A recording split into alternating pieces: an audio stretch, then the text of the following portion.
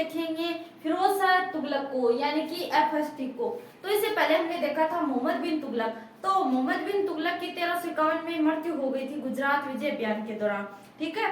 तो उसके बाद जो उसके पुत्र थे वो इसके योग्य भी नहीं थे और उनकी कोई रुचि भी नहीं थी कि हम दिल्ली के अगले सुल्तान बने। तो अब जो नेक्स्ट शासक है वो दिल्ली का, वो बनेगा फिरोज शाह तुगलक, दिल्ली का अगला सुल्तान। तो वही इसे है वो उलेमा वर्ग का सहयोग भी प्राप्त था और काफी ये जो धार्मिक कट्टर व्यक्ति था, इसीलिए है वो जो उलेमा वर्ग ने इनको फुल सपोर्ट किया कि सुल्तान के रूप में। अब देखो भाई ये कौन है, MBT का चचेरा भाई। MBT कौन, मोहम्मद बिन तुगलक का चचेरा भाई है, ठीक है, चाचा का लड़का है ये। तो देखो ये है MBT का चचेरा भाई, MBT यानी मोहम्मद बिन तुगलक का चचेरा भाई, चाचा का भाई। अब देखो वस्तुतः FST तुगलक वंश का एक प्रकार से योग्य एवं कुशल शासक था, ठीक है। और इसका जो राज्याभिषेक है वो 2 जगह हुआ था। एक तो हुआ था सिंध में, सिंध कहाँ पे है, पाकिस्तान में, वर्तमान पाकिस्तान। दूसरा दिल्ली। तो इसका जो राज्याभिषेक 2 जगह देखने को मिलता है, सिंध और दिल्ली। और इसकी जो राज्याभिषेक है, इसका उत्सव है वो लगभग 21 दिन तक चलता रहा। तो इसके राज्याभिषेक की जो तैयारियां है और उत्सव है वो कई दिनों तक चला था, ठीक है, क्योंकि इसे हम वो उलेमा वर्ग, उलेमा कौन थे, जो धार्मिक गुरु थे, उनका सहयोग प्राप्त था, इसीलिए। अब देखो इनकी इसकी एक आत्मकथा है जिसका नाम है फतवात ए फिरोज शाही, फतवात ए फिरोज शाही, ये इसकी ऑटोबायोग्राफी है, ठीक है। फतवात ए फिरोज शाही कहा जाता है कि ये इसने लिखी थी। अब एक और ध्यान में रखना, एक इतिहासकार है जियाउद्दीन, जियाउद्दीन, ठीक है, जियाउद्दीन बर्नी, पूरा नाम है जियाउद्दीन बर्नी, ठीक है। तो इसने लिखी थी तारीख ए फिरोज शाही, तारीख ए फिरोज शाही। तो इसमें भाई इसने क्या किया था, जो सुल्तान है फिरोज शाह तुगलक की, इसमें तारीख ही तारीख, तो इसमें क्या किया था, जो सुल्तान है फिरोज शाह तुगलक, इसकी तारीफ ही तारीफ की थी इस पुस्तक में, तारीख ए फिरोज शाही, तारीख ए फिरोज शाही में जियाउद्दीन बर्नी ने की थी।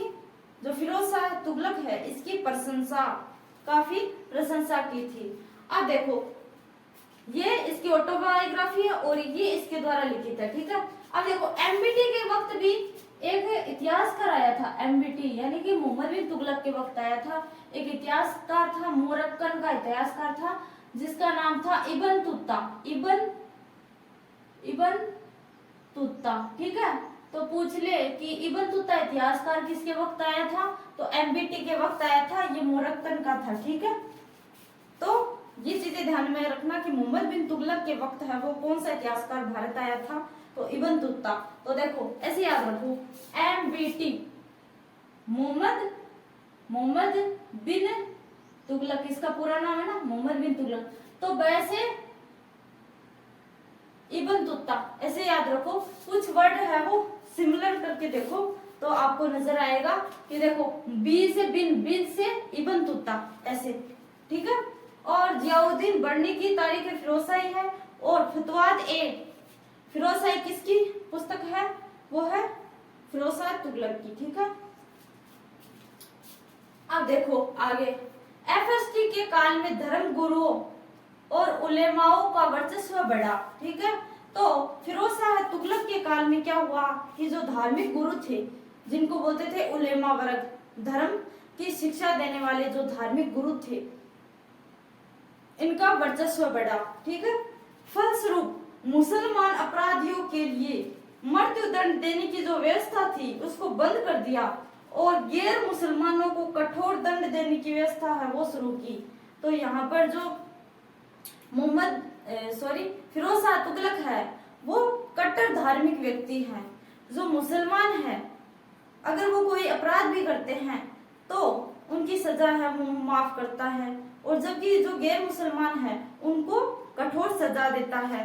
यानी कि जो पहले से चली आ रही थी कि जो अपराध करेगा उसे सजा मिलेगी, चाहे वो मुस्लिम हो चाहे गैर मुस्लिम हो। लेकिन इसने क्या कहा कि जो मुसलमान हैं उनके सारे अपराधों को माफ कर दो, जो व्यवस्था पहले से चली आ रही थी उसको बंद कर दो, और जो गैर मुसलमान हैं उनको है वो कठोर दंड देना शुरू कर दिया इसने। तो यहाँ पर देख लो ये कितना कट्टर धार्मिक व्यक्ति है। अब देखो एफएसटी ने उलेमाओं का सहयोग प्राप्त करने के लिए कट्टर धार्मिक नीति अपनाई। किसका? उलेमा वर्ग। उलेमा वर्ग कौन थे? जो धर्म गुरु थे।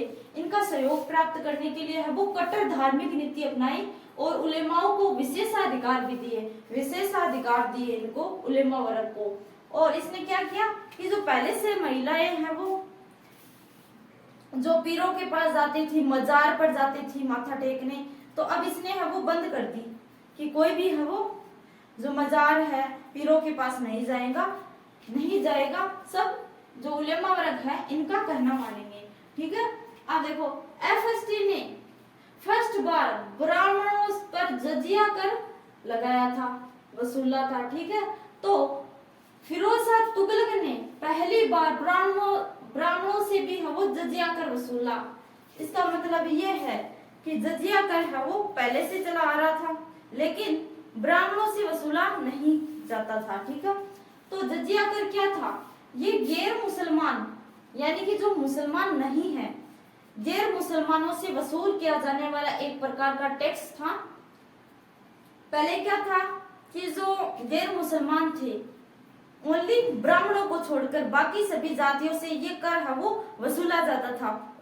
ब्राह्मणों को छोड़कर बाकी सभी जातियों से ये कर वसूला जाता था। ठीक है। लेकिन जब फिरोज शाह तुगलक आया तो इसने कहा कि ब्राह्मणों को क्यों छोड़ रखा है, इनको भी सम्मिलित करो, इनसे भी हम जो जजिया कर है वो लेंगे। तो ये पहला शासक था जिसने है वो ब्राह्मणों पर भी जजिया कर लगाया। ठीक है। और गैर मुसलमानों से पहले लिया ही जाता था, ब्राह्मणों को छूट थी, लेकिन अब है वो ब्राह्मणों से भी ये कर है वो वसूलने लगा था।